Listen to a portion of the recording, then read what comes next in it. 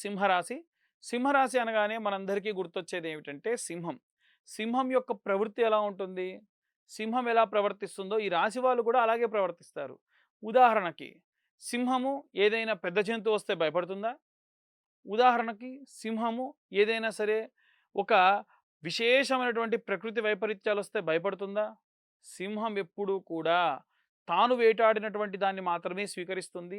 ఒకరు వేటాడి పడేసింది స్వీకరించదు. ఎంత పెద్ద జంతువొచ్చినా 2 అడుగులు వెనక్కేసిందంటే 10 అడుగులు ముందుకు వేస్తుంది. తన పంజాతో ఎంత పెద్ద జంతువైనా సరే సంహరిస్తుంది. అది ఎట్లాంటి చెట్లు ఎక్కదు.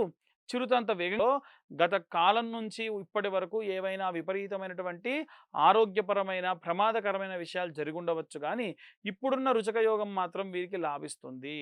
ఎందుకంటే బుధుడు రుచక యోగంలో యొక్క వృశ్చిక రాశిలో కుజుడితో సహా సంచారం చేయడము, ఉన్నటువంటి స్థానం కూడా లాభం చేకూర్చే విధంగా ఉంటుంది.